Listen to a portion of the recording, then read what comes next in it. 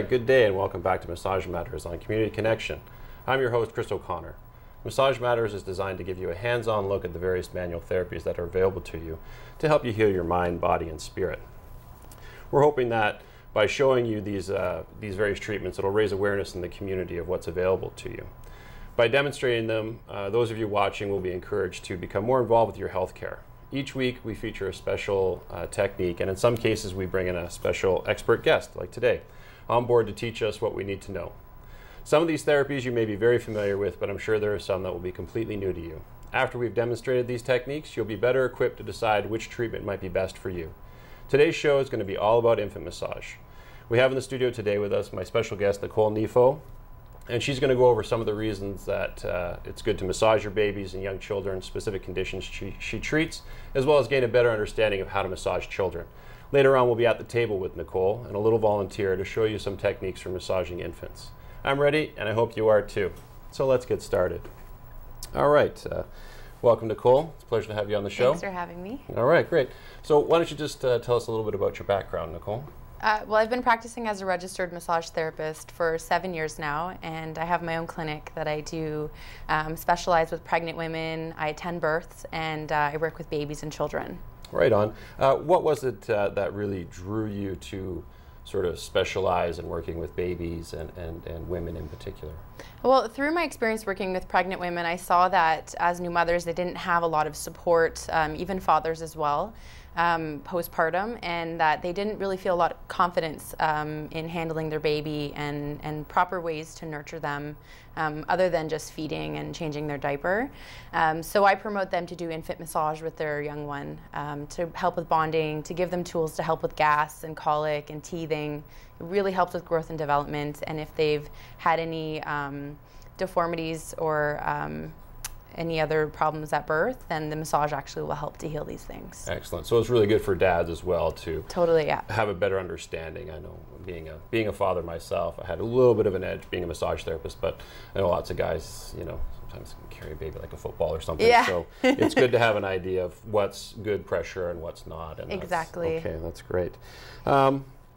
So what are some of the things that you're really treating? You mentioned a couple, sort of colic and gas. Is it more so that you're just really trying to get parents involved with touching their children? Like that's maybe more important than well, my else? Main goal is to get the parents to doing massage and nurturing touch with their kids, mainly from infancy all the way until they're moving out of the house.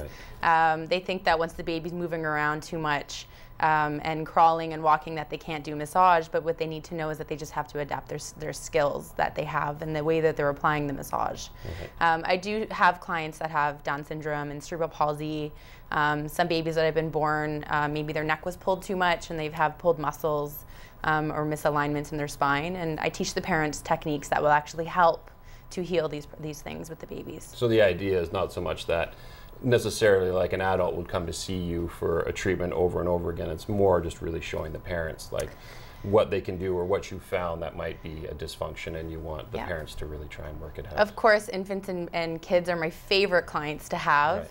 Right. But mainly I do really want them doing it at home because I know that they're going to be getting the massage every day. Mm-hmm. And if they still want to bring their kids in because most people have extended benefits, then that's an added plus. That's an added plus too.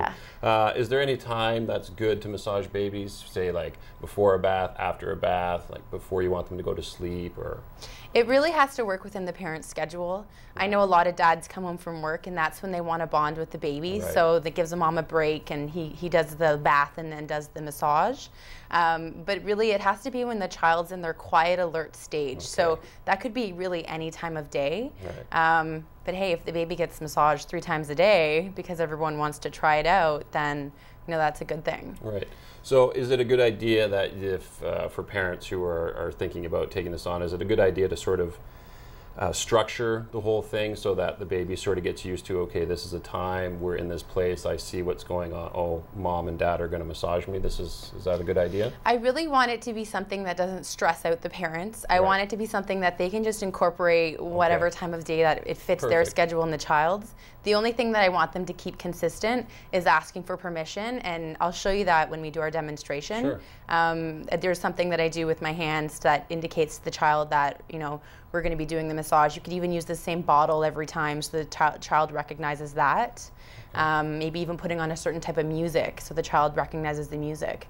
But I really want it to be whatever time of day fits for them, and it just can be very flexible. Okay.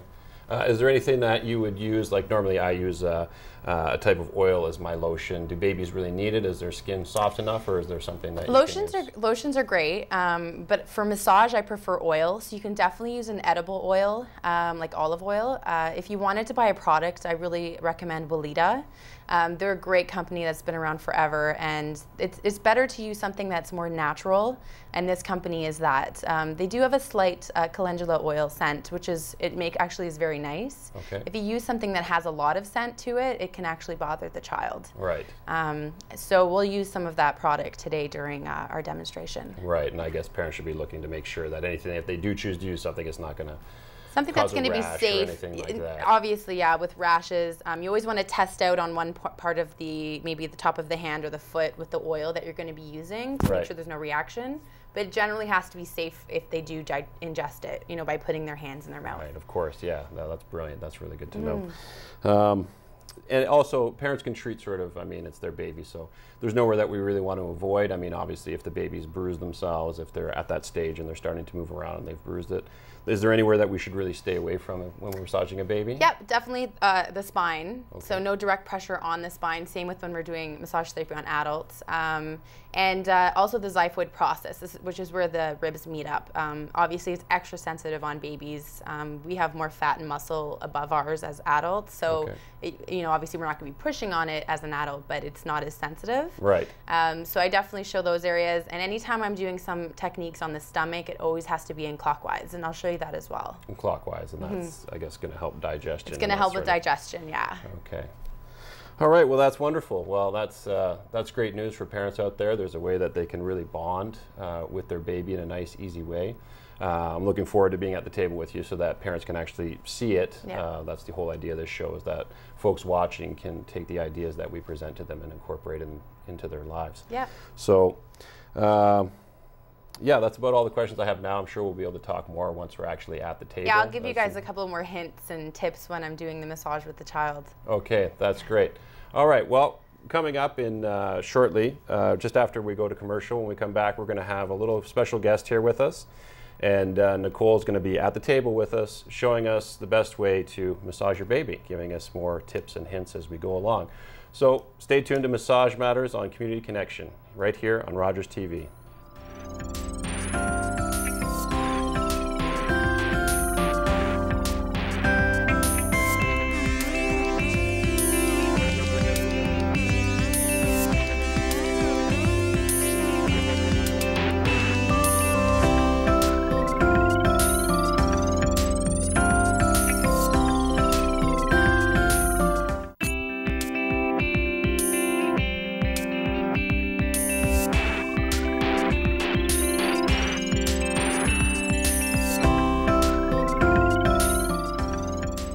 All right, welcome back. Well, we're here at the table with Nicole and our special little guest, little Liv. Her mom, Lauren, has brought her in. So now we're going to go through a treatment. All right, Nicole, you can take us through what you would typically do. Okay. So first you want to connect to the baby. Yeah. So we're just going to tune in and just see how she's feeling. She's in a pretty good mood, which is great. The next thing we want to do is make sure she has, like, obviously a changed diaper. The atmosphere is warm. Nice, big, soft surface. If it is in the winter, you might want to keep an extra blanket around just to cover her up if she's cold, but because it's summer, we're pretty good. And then the next thing we're going to do is we're going to take the massage oil, and we're going to put a little bit in our hands. And you always want to test out your massage oil first, so we're just going to test it on the top of her foot like that. And what I'm going to do is I'm going to do some hand signals like this. And I'm going to say, would you like to have a massage? And I'm also going to do this. This one's great because you get to hear and see, but it also warms up your hands because you don't want to touch the baby with cold hands. That's very good. And no reaction so far to the oil, so we should be good. So what we're going to do is just we're going to gently just spread some of the oil along the baby. And these cues of twinkling your fingers the way I just did and asking if she wants a massage, these are going to bring out some recognition in her that, okay, it's massage time. Okay. You could play music that's the same every time. You're going to sort of help establish a routine for her so yeah. that just so she she starts knows to what's going understand what's on. happening. Yep. Yeah. And we're always listening to her noises that she's making or watching her eyes. So the eye connection is great for bonding. So when a parent is performing this or a grandparent, they're able to get a little bit of bonding in there. You want to make sure that your face is happy as well.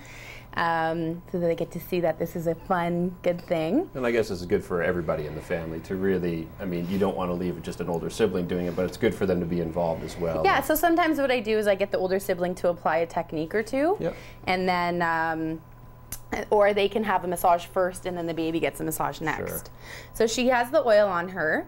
And so the next thing I'm going to do is I'm going to start with her legs. Most babies love their legs. So the technique I'm going to use is a scooping technique. So we're just going to scoop all the way up her leg and then on the inside as well. And you're applying a little bit of pressure with your fingers on the underside as well, sort of like if you were using a tube of toothpaste, you're sort of exactly. both sides. Okay. So you're going to see a little bit of pink, and that's okay, just the blood circulating to the area. Right? Yeah. And the next one I'm going to do is a corkscrew. So I'm actually going from the hip to the foot. So we're going to do it like this. Do you like this? Yeah. Sometimes if you like to sing to your baby, it's nice to include some of these songs in at this time. Sure. And pay attention to how they're reacting to each technique as well. Right. Yes. You'll sort of get to know what signs mean there's too much pressure, maybe you're going too far. So you could do this on a bed, or is it preferable on the floor? Better floor is good. Yeah, change tables sometimes if they're really active, if they're an older baby, they're going to be moving and they might roll off. That could be a little bit more dangerous, yes. I take my hands off when I'm putting on the oil, right? So, so now we're going to do a technique on the foot, and we're going to draw a nice big heart. We're going to draw a nice big heart, and on the bottom of the foot as well. You can stimulate a lot of reflex points in the feet up along the arch of the foot.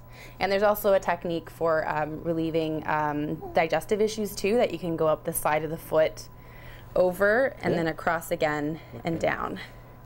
Just because sometimes direct work on the actual stomach can be too much. Right.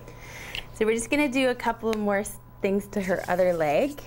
So I'm going to just do a straight stroke all the way to the hip. Do you like this? So what this is doing is it's increasing circulation, which is great for growth and development. Perfect. Yeah. And now I'm going to apply the technique coming towards her foot. This is more of a relaxing technique. It's a less stimulating. And generally babies love anything when you have a good broad contact with their body. So you don't want to go too specific, but you want to have a nice broad hand contact. And so you don't really need to be necessarily treating anything in particular. Like you said, there's, as long as you're working on the feet or, working on the areas of the body, it doesn't necessarily have to have a specific direction of treatment, just that you're making the contact with the baby and enjoying yourself. You know what? There's no right way to massage. It's just good to know what different techniques do. Right. But I mean, as long as you're, not hurting the baby and the baby's enjoying what you're doing, then I think that it's fine. So we're going to draw a nice big heart. Yeah. Nice big heart on the chest. And then we can even do something where we're crossing like this. What? Do you like this? Do you like this? And so for parents, it's I guess it's just sort of their choice whether or not the baby has a diaper on. I suppose if the baby does become relaxed and perhaps has to go to the bathroom or something like that, you might want to have something underneath them that could take that. I always suggest keeping the diaper on, even if it's off. At least it's like there. Okay, yeah, I got just in case. Unless even if it's just sitting there loose. Some people massage the baby in the bathtub, in the bath, so then obviously they're not going to have a diaper on. So I'm going to show you some techniques for the stomach. Yep. So you don't want to be too far away from the belly button, and this is the xiphoid process up here. So you mentioned that during our interview. Right where the ribs connect, we're going to avoid that area. So to be with the large intestine anyways, you want to stay maybe a bit of your thumb away, all the way around the belly button. So what we're going to do is a technique where we're drawing a circle. Yeah, and we're going clockwise like I said. Okay, so nice circle. And then there's another technique that I can do here. It's called the sun moon. And we're literally just taking one hand off and the other one stays in contact. And so I'm working on the large intestine. And the large intestine is an upside down U. And the next one I'm going to do is the water wheel. Water wheel, water wheel. Yeah. And so what you're doing is you're helping to milk the gas out of the baby. You can use this on an older child as well who's constipated with actual... Okay, just sort of drawing your hands down. So we're just trying to pay attention to her body movements too, because we don't want them to be too rigid. We want them to be more flowing. Okay. Because we don't want her to get upset. No, we don't. So sometimes you have to take a break during your massage too, right? For sure. Can I do another one? Okay. So the next one is, which a lot of people know about, is the I love you technique. Okay. So we're going to draw an I, an upside down L, and then an upside down U. And say, I love you. Yeah. And then we're going to do a nice, long, soothing technique all the way through. Just because some of the work on the stomach can be a little specific. Right. Something else that everybody wants to know about is gas. So and one other thing that I do is I just bring the knees into the chest like this, and I just do a gentle rocking. Okay. Oh, did you hear that? Yeah. She just farted. Okay. So, that was good. So we get a nice, it's gentle, it's not too specific. You can do this in the middle of the night if the baby wakes up. Okay. Another one that I'm going to do is I'm going to be putting a pressure in the circular motion like this. Yeah. Does this feel good? She looks like she's having fun. Yeah. Most babies love when you help them with gas. Right. And then another great technique you can do too is the bicycle. So we're just going to gently pump the legs towards the abdomen. So if she pushes against me, which she's doing right now, I just kind of rock it out. You don't want to force the joints because obviously their joints are really fragile. So she's the boss. You're the boss today. Yes, you are. Yeah. So those are some really, really great techniques to help with gas. And let's see if we can get some into her arms as well. Arms and legs are very similar. Very similar sort of things you're doing. But the thing is, with sometimes with babies, they want to keep their arms very close to their body. Right. So they don't allow you to do too much. But let's see how much we get done. Yeah. Does this feel good? Yeah. All right. Well, I'm hoping that this was very useful for you today. I'm so happy that Lauren came in and brought little Liv, and you had a chance to see Nicole do what she does. Clearly you can see that the baby loved it, and that this is something that you could easily incorporate into your life. It's very beneficial for you and for your children. So coming up after the break, I'm going to be taking you through some stretches for your wrists. I hope that you'll stay tuned and learn a little something you can do to help that area of your body. You've been watching Massage Matters on Community Connection here on Rogers TV. We'll be right back.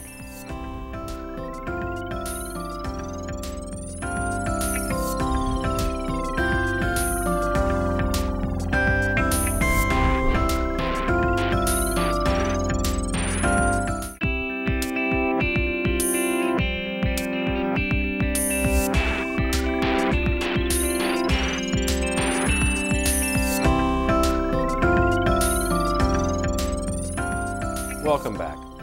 One area of the body that is constantly overworked is our wrists. I've seen many clients over the years that have had carpal tunnel surgery due to neglecting this area. One of the simplest ways to stretch this area is to take your hands, just put your fingers together like this, and just gently pull them apart so that they feel like they're kind of locking into place, so they're not going to slide too far apart. And then what I want you to do is just very gently, just take one wrist and take it forward. And just hold it there for about 5 seconds or so. All right. And then come back to normal, neutral sort of position. Then take the other wrist forward for about 5 seconds. Okay. Always be sure that when you're doing these movements that it's nice and gentle. Take nice deep breaths while you're doing this motion. For those of you who've been watching the show, this is a great time to practice your mindfulness. Just be very aware of what you're doing. Just nice and gentle. Go through this several times on each side. Should take about a minute or two. Another stretch you could do for your wrists is just put your hands together. I don't want you to push your wrists together. I always want you to have a bit of space and just gently push your fingers towards each other. Again, just nice gentle breathing. Nothing should ever hurt. If it ever hurts, I want you to stop. Raising your elbows and pushing. And again, do that several times. You know, when you get to the end range, just hold it for about 5 seconds. This is going to help increase the blood flow, increase the lymphatics, help stretch everything out. And then what we're going to do is do the reverse. Again, don't put your wrists straight together, I want you to just sort of be like this, just out a bit. And then you're going to push your fingers together. Just for about 5 seconds, and then relax, and then do it again. All right, give them a little shake. This is a great way to stretch out your wrist throughout the day. All right, so take your time throughout the day to try and do that several times, and I'm sure you'll see the benefits really quickly. We'll be right back.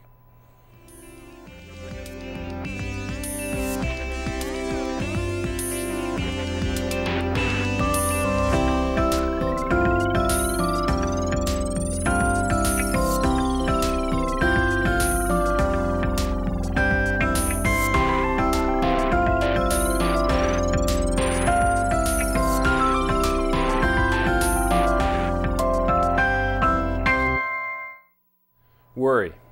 It's interest paid on a debt you may never owe.